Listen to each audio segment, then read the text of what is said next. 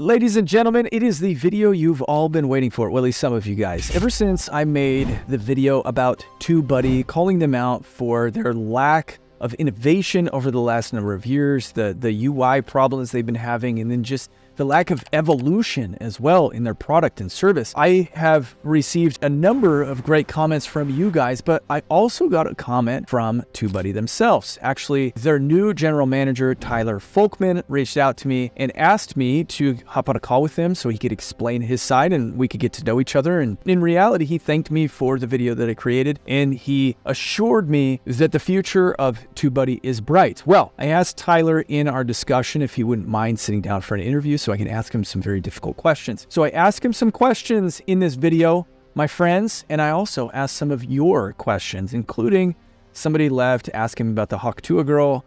That got a little bit weird, but I asked him that question as well. So you guys, let's dive into it and hear what Tyler Folkman from Tubebuddy has to say about everything. Bada boom. All right, folks, I've got the new GM for Tubebuddy here, Tyler Folkman. Tyler, thank you very much for agreeing to hop on this really intense podcast episode, this interview. I'm going to do my best to be as nice as possible, but I also want to be as direct as possible because, as you know, you've watched my video. We had a discussion previous to this conversation, and there were a number of things that, I've talked to a number of people. I did a lot of research on the company. I've been using Tubebuddy for a long, long time, stopped using them a few years ago.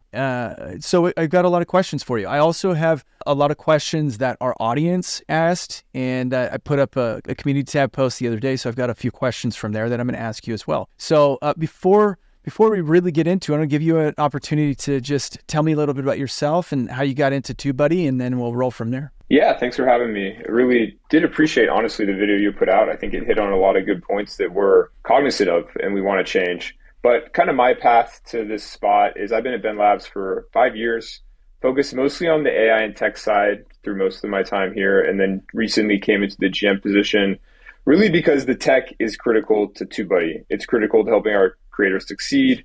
I'm a big believer in content. I've been putting out content for a long time on the written side, so Medium, LinkedIn, Substack. I'm now starting to try to grow my YouTube channel again. I won't expose that yet because it's not ready, but working on getting that content going. So I'm a huge believer in content creators, the value that it brings to society, communities, economies, and super excited to be in this role. That's awesome, man. And I'll make sure that our internet sleuth detective guys don't go searching for your YouTube channel or anything and put you on blast. No, I'm just kidding. So, okay, awesome. And I'm really stoked that, one of the things that you said there is like, you're involved in the creator space. You are creating content. I think that's one of the things that we realized, with Tubebuddy is that it felt like over the last few years, they kind of lost touch with the creator and what the creator was actually looking for. So it's really inspiring, or I think it's really reassuring that you're kind of getting yourself recentered around what the creator is looking for. And yeah, that's great, man.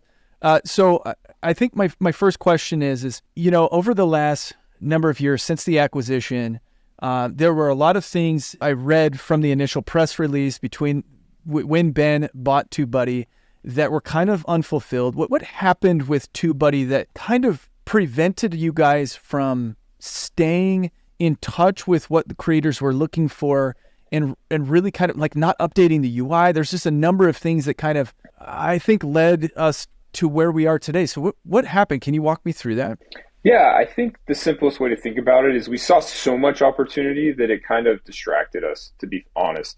We had these business units, Tubebuddy, product placement, influencer marketing, and we had this really big vision, that you mentioned in our press release when we purchased Tubebuddy, and we really were excited about that vision, bringing it together, really building something special for all, not just creators, but brands and product placement, and bringing into this one ecosystem. And we made good progress on there, but it's just a long, more resource intensive vision. And some of that runway ran out. And I think even with that, we did lose sight, I think, of what made us unique. And I think we got a little bit distracted by some of the opportunities, but it wasn't for a lack of, love for the creator economy. Like, we've always had that strong passion as a company. Like, even before Tubebuddy, there's been a huge passion for the creator economy here at Ben Labs.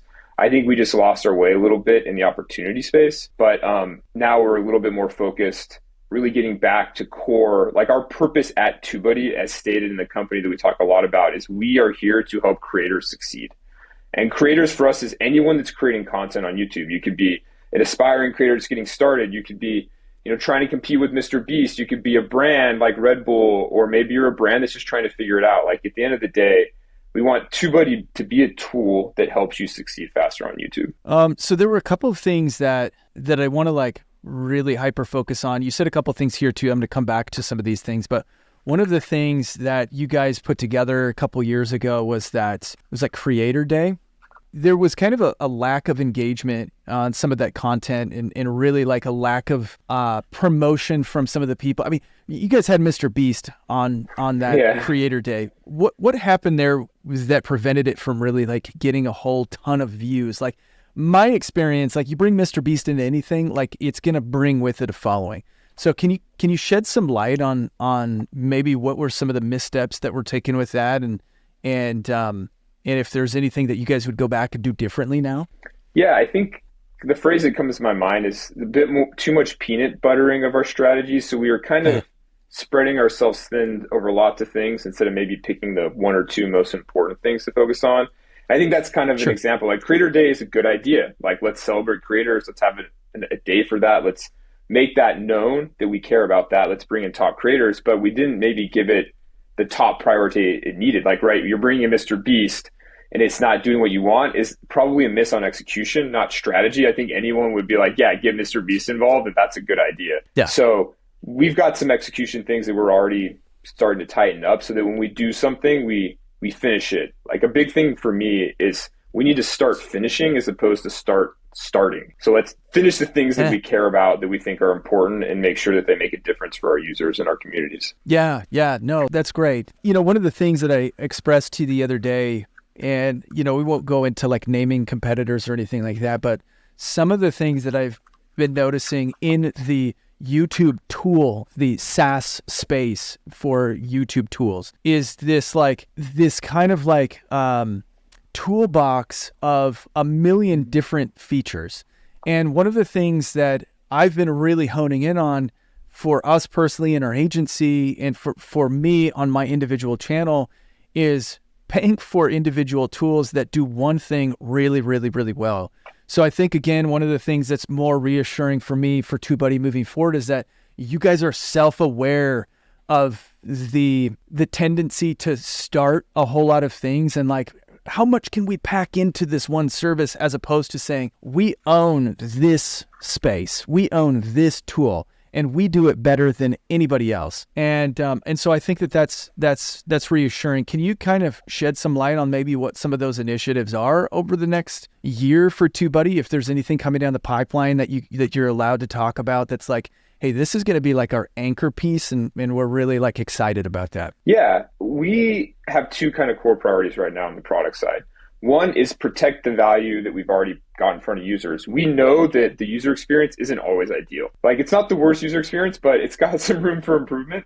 Sure. And we're working pretty hard on thinking about what are the biggest pain points in our current experience that we can make better for users so that they have that more seamless, modern experience working with a YouTube extension that's kind of gotten a little stagnant and that we could do better on. So we've got a team focused on that and trying to really up the game with what we've already got out there, because I think there's a lot of value in TubeBuddy. We counted it once, over 60 tools.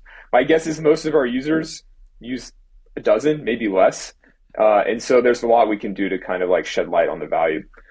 The other one that we know is really critical is helping people better understand their audiences, figure out how to target them, and really build that community that they want to have on YouTube. So we're working on features and really experiences that can allow people to more seamlessly on YouTube know not only who their audiences are, but how to better target them, how to better understand what their competition is doing so that they can learn from them. I think that's what you're seeing with like things like 1 of 10, where it's really just this tool to help you understand what other people are doing out there and what's working. And we think that problem is critical. That's not just a YouTube problem, that's a creator problem. Like when I'm on Substack or LinkedIn, I'm doing the same thing, right? I'm looking at what's working, trying to learn from it, adapt it, or maybe just put it away and not, do anything with it. We want to make that much easier in TubeBuddy for people to figure out, what's working for other people, understand your audience, and in the end of the day, successfully engage with them, right? That at the end of the day, creation is about engaging with your audience in a successful way. And Definitely. we want to help creators do that. Okay. Yeah, I like it. I mean, you brought up 1 of 10. I think that, 1 of 10 is a product that I pay for. I spend, I don't know, $50 a month. Actually, I think I paid for the whole year. And to me, it's worth it just simply because I love to be able to see that outlier, like categorize and parse data in ways that I can't get with just by doing competitive research on YouTube. And so for me, that's a great tool. It's a great resource to use. However, I do feel like 1 of 10, once the inspiration tab on YouTube starts showing us more of this outlier content and parsing that data, I think 1 of 10 is going to become, they're going to have to pivot. And we've already seen it with the A/B testing tool, right? A/B testing tool, hands down, was like the unicorn thing with Tubebuddy. And I paid for Tubebuddy all the way up to the point when YouTube offered its own multivariate testing. And now the A/B testing tool from Tubebuddy has kind of become maybe a little bit obsolete. How do you see yourselves competing with YouTube when they're just kind of releasing some of these tools that you guys are already producing with inspiration, with research tab? Yeah, our strategy is not to really think of YouTube as competitors. Obviously, they can release things that we have, and that becomes competitive with us. But really, in some ways, YouTube is more like the oxygen we're all breathing, right? Like you as a creator, me as a creator, we live in this ecosystem that's YouTube. And we've got to figure out how to be competitive, stay up to date, and be successful. And that's just not a TubeBuddy thing. That's all of us thing. Like when they change the algorithm, everyone's trying to figure out what the heck we need to do differently to be successful. And I like to think about it like YouTube should be focusing on, and I think they are doing a good job here, getting more eyeballs and more money into this ocean for us. If you think about what they've been doing with YouTube TV, like connected TVs has changed the game, in my opinion, for creators, because think about how many people now that are sitting down on their couch opening up YouTube almost like they would have broadcast TV 15 years ago, and that's their home, that you now have entryway into these eyeballs that you never could have accessed before. Like people are watching hour-long videos on YouTube where maybe 10 years ago that was unthinkable to do on your phone or on your desktop. And so I think YouTube is really building the distribution channel for us, getting the eyeballs, getting the money there so that we can all be successful. And TubeBuddy is part of that ecosystem to help creators find successful ways to do that. And I think that's really synergistic. And yet, YouTube's always going to do some things that overlap, and that's okay. We really think that they can be really helpful to us as well. Like we want people to succeed on YouTube. If they're doing that through YouTube, great. Let us find ways to expand or extend what YouTube's doing. And I think there's always going to be opportunities for that because there's so many things that we can do better as creators that the ocean is quite vast. Yeah, that's good. That's a good answer. Appreciate that. So another question that I've got is, vidIQ has kind of jumped into this coaching space, and it's less focus on their tool. And their tool, I did a breakdown of their tool a couple months ago, and their tool seems like it's becoming more and more obsolete, and they're focusing more and more on their coaching. Do you guys see yourselves getting out of the tool space and more into the coaching space, or maybe even agency space, or do you feel like SaaS is really going to be the bread and butter of TubeBuddy for the foreseeable future? We believe very strongly that technology is critical to success in this space. Like you have to be adapting at the speed of YouTube, right? Like, and technology is such a good advantage there. And we have a lot of expertise and knowledge on the team that we think we can build differentiating tools there. So we're always going to be playing in that space and investing very heavily there. We also think that there are opportunities for brands, especially that want to help with strategy, execution, the ability to be successful outside of things that you can automate, because it's not just, an automation game. There's strategy, there's creativity, there's all these other things. And what we probably will build into that space, we always want our roots to be in tools that really help you automate, be more intelligent, have more insights, have more data at your fingertips to make decisions. And then everything else is kind of icing on the cake when needed for certain brands or maybe larger creators. Got it. Yeah, I've always seen TubeBuddy as kind of the leader in the tool, just kind of, again, data parsing space. for YouTube. And I think that I would love to see you guys kind of regain that foothold and knock some of these other guys that are coming up. I don't want to say knock them completely out of the running, but really like regain that foothold is like, hey, this is the top software for aspiring YouTube creators all the way up to people who have a couple million subscribers. I think one of the things that, again, that one of 10 brings to the table is that it's not just for people who are brand new, but it's for people who like me, where I've built channels that have hundreds of thousands. We've worked on channels that have millions of subscribers. And I, like a lot of our clients who have more than a million subscribers, use one of 10 religiously because of how good it is. But that's not to say that though that it's like still extremely valuable to that user that is brand new. So I love the idea of TubeBuddy kind of going back to the roots and creating things that like hit the entire market. So yeah, we would love to be in a place, and we've got to work to get there, to be frank. Like, we've got some work to do, and we're putting in the work as we speak. But we want to be at a place where if you're on YouTube and you're not using TubeBuddy, and I'm sure you'll always use other tools too, like there's other tools out there that do different things, but if you're not using TubeBuddy, you'd be crazy. And we're not there yet. Like, to be frank, we've got work to do, but we've got some plans and strategies, and we're excited to execute them and be part of the community. Like, that's a big thing that I'm excited to do, is talk to people like you.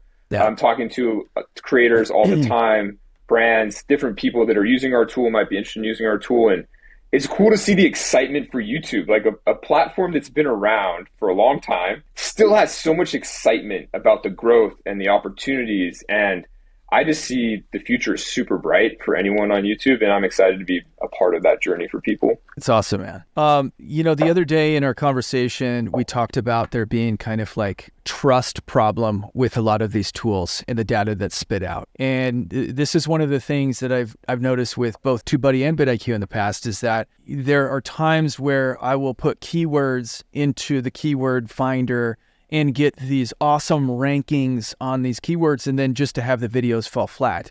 And that, in my opinion, as soon as you get a 10 out of 10 after using a software, it reduces the amount of trust that I have in that software to make decisions for me. My opinion has always been like, do not rely on these softwares to do the work for you. It's not an easy button. It should always be to enhance what you're doing, enhance your research, or complement what you're doing. How do you guys remove that like setback, or that not con in the term of like this is a con, but the pros and cons? How do you remove that con from the software and get people to actually trust in the data that's being served to them? Yeah, I think this is such an interesting space, because with the rise of large language models like ChatGPT and others, this is like so top of mind for people, especially creators, which is you can get answers from tools, but you don't really know how good or bad they are. And I'm sure you, Scott, like probably have a client that's like, well, ChatGPT told me this is a good idea for my YouTube channel. And you probably look at it in like 10 seconds, can decide the validity of that. Yeah, for real. But most people are like, they have no idea. And they're like, well, ChatGPT is the smartest thing out there, right? Like, it should be right, but that's not true. There's a lot of nuance in there. And so we're investing a lot in the idea of user design and great user experience. And as I mentioned before, like, we've got some things to improve on in some of our tools right now. Like you mentioned, Keyword Explorer. How do we make that more intuitive? That, I think, is going to be critical to TubeBuddy going forward. And one of hopefully our key differentiators that people see is we're not probably always going to get perfect. There's always some weird edge cases. But for the vast majority of people, we want our products to feel intuitive, to help them make good decisions, and to help them know what it is and what it isn't. Because often it's like knowing what it's not telling you is just as important as knowing what it is telling you. And that's where sometimes it's easy to get lost. With like Keyword Explorer, for example, we're trying to give you a sense that this is a good idea. We're not actually trying to tell you it's a 1 of 10 idea necessarily, but we don't necessarily communicate that well. And if you're a creator, and creators a lot, you're basically a CEO of your channel. You've got to do marketing, sales, content, editing, all this stuff. You don't have a lot of time to be messing around with your tools to try to understand what they're telling you. Well, and for the brand new creator, I mean, this is where I see it the most impactful. Is the brand new creator comes on and they're like, I've been using TubeBuddy for the last 3 months, and my channel is still only getting 30 views per video. And my instinct is like, well, that's your problem, is that you're using TubeBuddy as opposed to just going and doing the work yourself and like recognizing why you're clicking on the things that you're clicking on.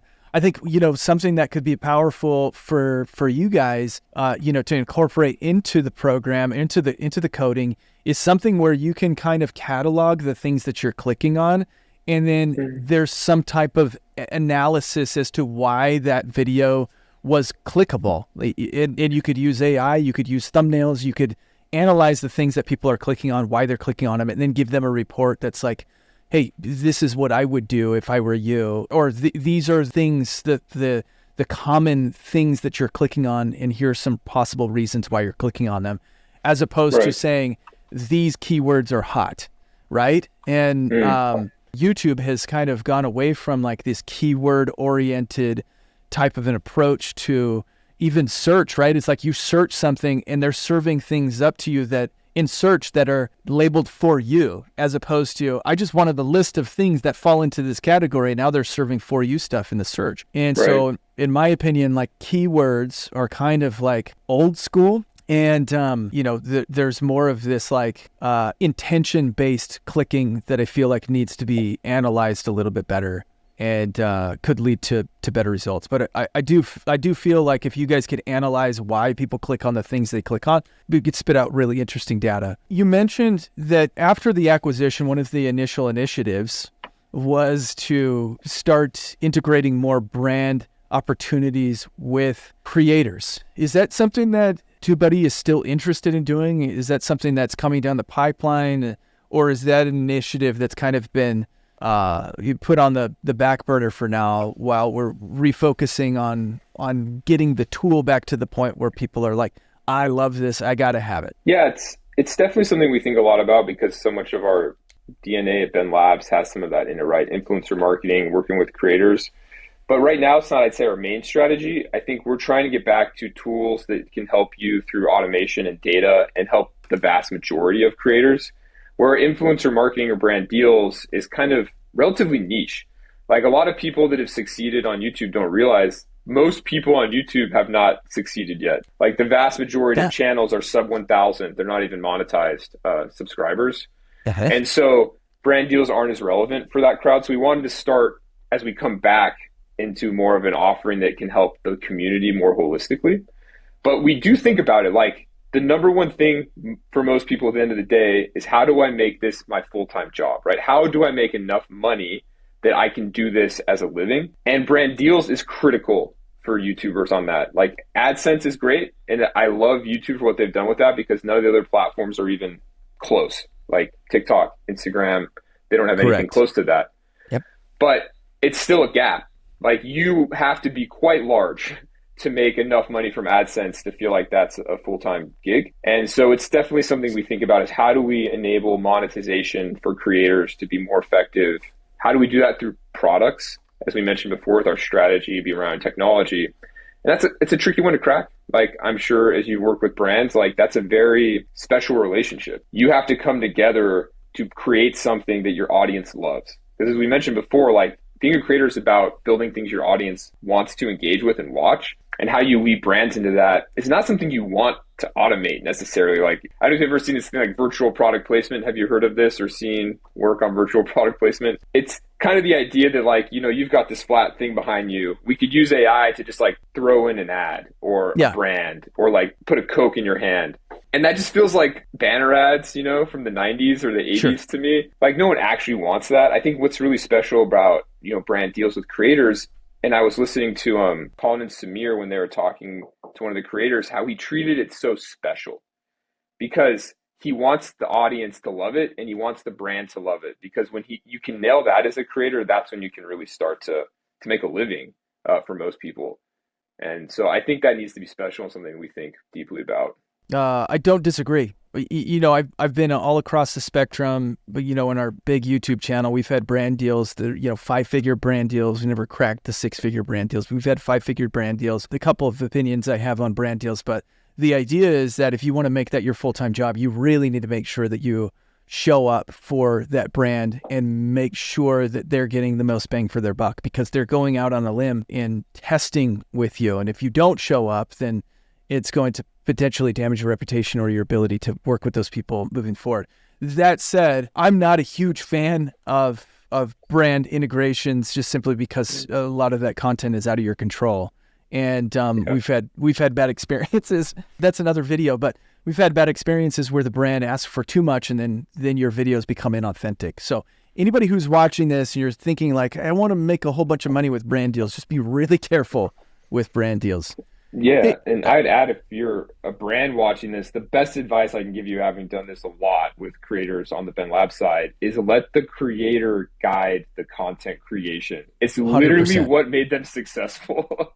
Yeah, we did a brand integration with a huge multi-billion-dollar company. We wrote a script, we did the video, their legal team picked that video apart. We probably did 10 revisions of that video. And by the time it was Frankenstein together in the end, it was like, this is the most inauthentic piece of content I've ever created.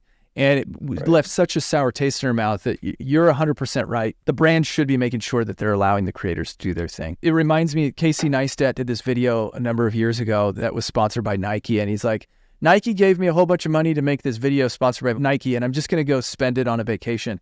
And what he did was like, he took a trip around the world, and everywhere he went, he wore Nikes, and he had this like whole jogging montage across the world. And it was super engaging, super entertaining. But I loved that they didn't give him any stipulations on that. They're just like, hey, here's 50 grand or however much they gave him. And he just had creative flexibility with it all. So what are the most popular tools that Tubebuddy has right now? The things that you guys are hearing, like, we use this every day. What are some of those tools? Yeah, as you mentioned before, A/B testing is still very high on that list for most creators. YouTube has released their A/B testing tools. Channel Maker did a pretty good review on it, where it's not quite there yet. I think that, look, YouTube's not dumb. They're going to figure some things out. So it's going to get better. We know that. I think people think that's possible. Over what time, I don't know. But right now it seems to be a little bit basic. And I think we've got a lot to offer still in A/B testing for Tubebuddy. And we've got a lot of thoughts too on how to continue to make it better. And like I mentioned, augment what YouTube's doing. When they come out with something, let's think about how we can make it more useful and more valuable to the community. The other one is bulk editing. Saves people a ton of time if you've got a larger channel or posting content more frequently. So if you want to make changes quicker, Daryl Eves said this thing, I think on one of his channels, or maybe it's from his book that I read it in, that one thing you can do with some of these things is it just allows you to be more agile when you see things changing on YouTube. If you want to change based on the algorithm change, something, bulk edit really helps you just do that at scale. If you've got all these videos in your catalog and you're like, oh, I've learned that these thumbnails don't work for me, or that these types of titles need this tweak, it's really easy to go back and do that. So bulk editing is awesome. Then maybe the third one I mentioned is Keyword Explorer is still a very used tool. To your point, keywords, I think, are still really valuable. I think as AI gets better, what Google and YouTube will do is leverage more of the unstructured data, the actual video content, the transcription, and kind of automatically infer what those things are about. So that's kind of what we assume the future is going to be as we move forward with YouTube. But I think the truth is they're still using keywords to help them in that process as they're making the transition. And for me personally, at least, and a lot of creators I talk to, it's a good brainstorming tool. Get you thinking about what's working, or at least what's trending, what's being searched, kind of niche down is always really valuable for me. So those are the three I would say are pretty heavy hitters. And then, as I mentioned, we have, I think, 60 something tools. So there's a ton other things that you can explore that people don't touch the iceberg on, but those are probably the top three. Yeah, I think that what I've been seeing, what I've been telling our clientele and talking about is that YouTube with AI is doing its best to contextualize your content so that way it can place it in front of the right audience, a more refined audience, right? People who are looking for exactly what it is that you're talking about. But keywords right now, I think, are most relevant in titles to the extent that people are looking for emotional triggers. I still think that YouTube is going to categorize videos based mostly off of transcriptions now, and even more so in the future, because people have been deceitful in the past on title versus transcript. And so it's weighed more heavily based off of transcript. This is where I kind of geek out. This is where I nerd out, because not a lot of people really understand how to pull emotional hot buttons, really how to trigger people with their titles and their thumbnails. This is what I really look for when I do competitive research, and why I like 1 of 10 so much is because when I look at outliers I can spot what's emotional about them almost instantly. And I can see the curiosity, like the curiosity gaps that are formed between the thumbnail and the title. And then if that gets me to click, and then there's a really good curiosity gap in the hook, and I'm going to watch the entire video. Throwing it out there, a tool in the future, if you guys can figure it out, would be some type of curiosity gap analyzer. If there's some way that you can figure out a way to give an emotional score to a thumbnail and then curiosity gap analyzer to a title, that would be extremely valuable. Because then now it's like, okay, if I put these words together in this way, I have a higher likelihood of getting a click. So anyway, that one was a freebie, man. Next one, I'll send you guys an invoice. But sounds good. I know that coding that type of a tool would be an insane process because there's so much that goes into it. So anyway, I do have some questions here from my audience. Great. Let me just roll through these. Yeah, and we'll go from there. So Mutant Horror Show asks, why haven't you updated the app's UI? Looks like they don't care to stay with the times. Yeah. What are your thoughts there? I think that's fair. Honestly, most of us on the team think the UI is pretty outdated, so it's top of our list. Sure. It's a thing we try to balance. Like, we're a fairly small team still. Like, Tubebuddy's not hundreds of people, and we try to balance new feature development with, improving the UI of the existing features, and we're trying to balance both. We think both are really critical. So we're working pretty hard on getting not only new features out to you all pretty soon, but also improving the experience. Like you mentioned, like, the UI is pretty dated, but hopefully the functionality is still there. So we've got some ideas on how to make it better. Cool. Okay, this next one, and I said earlier I didn't want to talk about competitors, but actually, since the question's here, I'll let you decide how you want to respond to this. What do you think about your competitor vidIQ? Let's get the boxing gloves out. No, I'm just kidding. What do you guys think about vidIQ and your place versus their place in the market? Yeah, I think, I have not personally talked much to vidIQ, like, as far as their team or anything. So I'm not saying anything that I have any knowledge on. But I think what you mentioned seems to be true from what we've seen, that they're leaning in more into coaching. I know they made that acquisition pretty recently from that group that basically does coaching. I can't remember the name of the group. Tim Schmoyers. Yeah, Tim Schmoyer, that's right. And that's interesting signal. I think that they are leaning more there. I think that their offering has gotten smaller, meaning there's only one pricing tier now. I think you're either in their, free, their paid, or their coaching. Yeah. So they seem to be pushing people up market into that, which is kind of a little different than our strategy, where we want to kind of have a more broad offering that's based on tooling that helps you really automate, scale, and be more intelligent on YouTube, while still, providing that support when necessary to brands and bigger creators. But look, I think competition for consumers is always good. Having competition in the space, there's a lot of space in YouTube, a lot of people interested, a lot of growth. I think it's healthy for companies to be competing and trying to make better tools. I'm excited to see what they're doing. I'm sure they're excited to see what we're going to do. And at the end of the day, I think it's only better for people creating on YouTube. And you should hold us accountable to the value we create for you. Like, I'm also a consumer. I buy products and I want them to be good, and I do research. People should do the same, and we should be able to stand on our merits as a product in the market. Yeah, and I also don't think that it's got to be one or the other, right? Competition keeps things healthy, keeps things innovative. I don't think that either of you guys are going anywhere. And so I am actually really excited to see how both of you guys evolve your tools, especially now that there are things like View Stats and 1 of 10 that are out that are really like contenders in this market. So I think that it's all just forcing everybody to do creative things and to carve out their share of the market. I also think that there are going to be other people that pop up as we're moving forward too, that offer different things and unique perspectives as well, which I think it just keeps everybody on their toes, which is fun. It's fun for me to see because again, like, I've roasted both vidIQ and I gave you guys a little bit of a beat down, a couple weeks ago on the channel. And I don't think that that's a bad thing. I think that the problems arise when you've got some of these same old creators who have been your affiliates for a long time, who are still kind of kissing the butt of Tubebuddy and not being honest with the flaws. And if we can be honest with the flaws and really like hold you to task, then you're going to create good stuff that we're all going to want. And so I think that's just a natural process that you can either like be defeated by it, which is like the pessimistic way, or you can be encouraged and driven, motivated by it, which I feel like I really respect you for your comment that you left on the post, and I respect you for taking time out of your day to come and do this as well and answer hard questions. So Yeah, it's thanks good. for having us. I mean, one of our other core values that I mentioned after creator centricity is trust and transparency. Like, if you call a spade and that's right, yeah, you're right. Like, we tried to respond to your video and like, yeah, you were right about things. So we want to be honest with people. We want to be transparent, not just with our customers, but internally as well. So we think that gives us the ability to make good choices. Like, Yeah. accepting reality is what helps you move forward and make the choices to get to a better place. And that's where right now it's like we see the things that are good with Tubebuddy, and I think there's a lot of good stuff. Like, there's a lot of good tools that are helping creators win, but there's a lot of things we need to do better.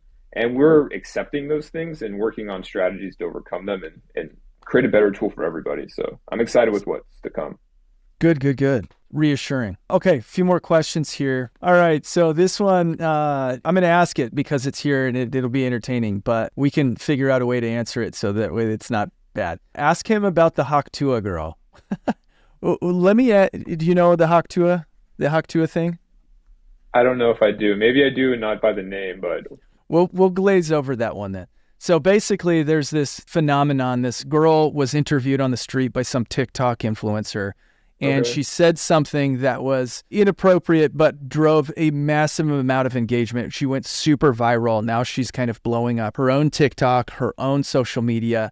I think that the way that I would pivot this into something that maintains a cleanliness about it is, what do you think drives insane amount of traffic and extreme virality? What are some of those key indicators in your opinion? Yeah, it's a really interesting question. And I think kind of by definition, we don't know. Because the truth is, if we know, people would be exploiting it more than they are. But I think some of the things you hit on are true from my own experiences and like things I've learned from other creators and what they're doing. What you talked about earlier is this idea of like opening and closing loops, which is like putting something out there that people want to resolve internally. It's like you see this with like those videos where like they're adding like, I don't know, like it keeps raising the bar. Like the thing gets more crazy and you have to keep watching because it's like it's going to get more crazy. And when's it going to stop getting more crazy? They're keeping the tension. And so I think virality has a few components, but they're hard to really replicate. One is it has to be universally understood fairly easily. One thing I heard, like the reason we get a lot more action videos than we used to, like in blockbusters, is because the increased mobility of the market. So they go worldwide with these shows or these movies more than they used to. And it's really hard to translate comedy to Chinese from like English or vice versa. But action is pretty universal. Like if you have an action film like The Avengers, that translates. So one, your thing's got to have like universal understanding pretty quickly, because if it doesn't, the market's not big enough maybe to go really viral. Two, you've got to do something that's kind of has a lot of tension in it. Like it sounds like this person did something that was inappropriate, and that created like this kind of tension in people that was like, what happened? Like how could this be happening? And then three, I think that you've got to kind of resolve it maybe unexpectedly, because that's what the last one is like. People have to want to watch it, but then they have to want to share it, because virality by almost definition is a sharing thing. Like you hit a viral coefficient when you're sharing it with more people than shared it with you, kind of like you're exponentially increasing the viewership. And so you have to have a shareability thing, which is like, oh my gosh, I can't believe that's how that thing resolved. I got to share this with like my 20 friends who's going to share with their 20 friends. And now you're off to the races. You know, on Colin and Samir, they interviewed Adam Mosseri from Instagram a few weeks ago. And one of the things that he said, one of the key metrics he said in having your Instagram reels take off is shareability. It's how many times was that shared among friends in the DMs? They're measuring that. How many times was that shared in stories? They're measuring that. What's funny is sometimes you'll see things like I'll scroll through my Instagram feed and I'll see things that are like, how on earth did this get into my feed? It's hilarious. Like who is openly liking this and sharing it?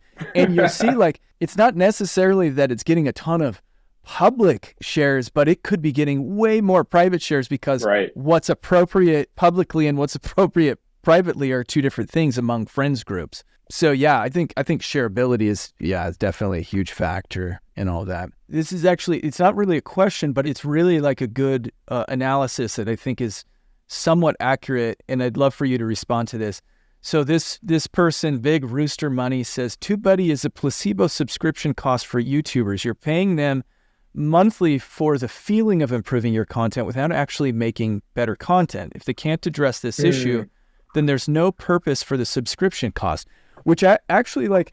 I don't disagree with a lot of that. It's like a lot of times as creators, especially budding creators, we just want reassurance that we're doing the right thing. The way that I spin this into a question for you is, how do you reassure people that not only is this program, this software, going to give you that reassuring feeling, but how are you going to reassure them that it's actually going to help them as well? Yeah, I ponder this question a lot, and I'd be curious, what would you guess is the number one reason people cancel their TubeBuddy subscription? Well, I mean, the only thing I can think of is that it's a trust, it's a trust thing. Going back to that trust, like my personal feeling is that, again, if I can't trust a program to give me data that's going to help me, then I'm going to leave that program. I'm not going to pay for that program. But I don't know, what your analysis is of that. Yeah. Tell me, what is it? We have an offboarding churn survey like a lot of companies, and we ask this question, and we've got some drop downs, and that's got some fraud, not fraud, but fraught. It's fraught with challenges because people might just say whatever. But the number one reason by far people tell us is they just gave up on YouTube. Oh, okay. They just gave up on YouTube. And I've pondered this a lot, and I think about it a lot, what I refer to in my head, at least as the gym problem, which is the reality is no matter how good your gym is, your trainer is, your whatever is around you, you have to show up on YouTube and do work. Like there's no tool, there's no service like yourself that can really solve that unless you're just going to outsource the work for your channel. But if you want to run your channel and try to grow on YouTube, it's work. It's a grind. I've heard people say things like, prepare to just put out videos for 2 years. And if you can do that, you've got a good shot of getting some success. Like that's the type of commitment YouTube takes for people. Yep. And correct me if you disagree from your experience, but that's what I hear and what I've experienced seeing other people on YouTube. And so one of our challenges is how do we help you as best we can? And also, how do we help you stick in the game? Because a lot of it is just playing the game, being consistent, showing up, being excited to be there, loving it, like feeling good about your journey. And the truth is we can't control the outcome, right? Like I can't control how much my YouTube channel is going to grow in the next year directly. I can control the effort I'm putting in. And we want to make that feel better for people, that they've got more tools at their disposal, that they're not running around with a blindfold, chucking out content.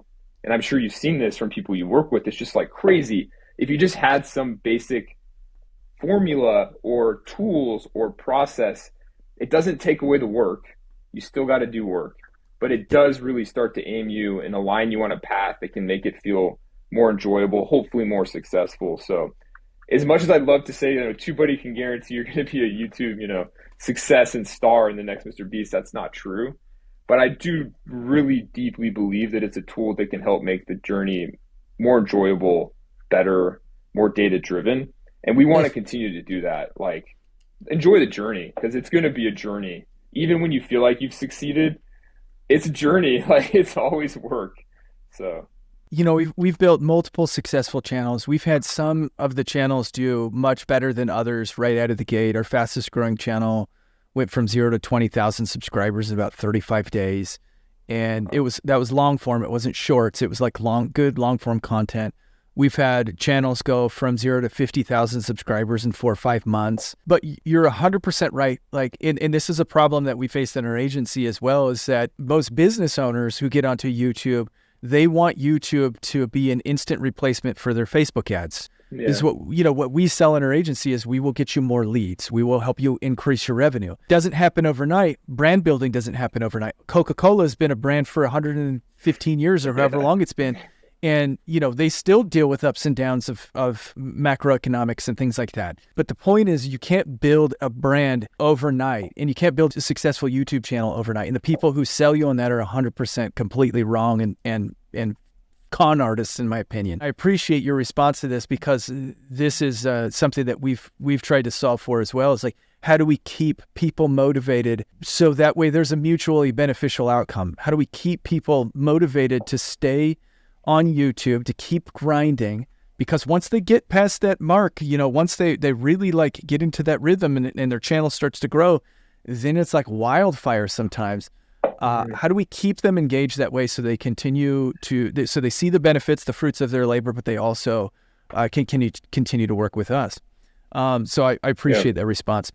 Okay, man, last question. And this is a good one. Not that I'm interested in the job, but Sharp-Witted says, ask them, why don't they just let you run the company? Why don't you guys just let me run the company? I don't want to take your job. Sounds like you're not interested, so I guess that's the answer. No, I got my own gig, man.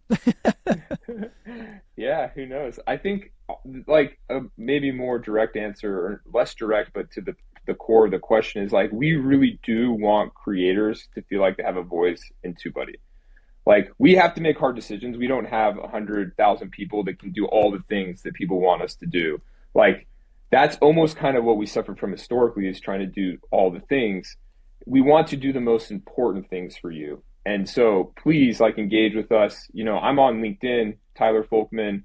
Send me a message, like, send me your thoughts, your feedback. Happy to jump on a call with anyone and like talk through what's on your mind. And I can't guarantee we'll do all the things that people want. I wish we could, but like, we really want part of our core at Tubebuddy, and this is part of the history of Tubebuddy, to be part of the community. Like, we want people to be like, hey, maybe Tubebuddy doesn't guarantee your success, but we know that they care. They know what they're talking about, and that they're going to build tools to help you on the journey to be as successful as you can be. And like, I think if we can stay really laser focused on helping creators succeed on YouTube, like, the rest is going to follow. So that's where our focus is. And I think we only do that through engaging with you all, the creators. I love it. I think it's awesome. And I'm really looking forward to seeing what you guys put out over the next year. And I'm rooting for you guys. I've been using Tubebuddy, I think, since maybe 2015. So it's been a long time. And I loved Phil when he started the company. And I'm really hoping that you guys get your feet under yourselves and can make this like the category king once again. Nothing would make me happier. So I'm stoked for you. Thank you very much. I appreciate you joining me, Tyler, and answering some tough questions. Hopefully I didn't beat you up too hard, and you did a phenomenal job answering in a great way. So thank you very much. Yeah, thanks, Scott. It was great. Ladies and gentlemen, if you like this one and you want to see my original video on Tubebuddy, where I break down everything that has happened over the last number of years, including why I think they have slipped and how they could improve themselves, check out this video right here. It's a doozy. Later.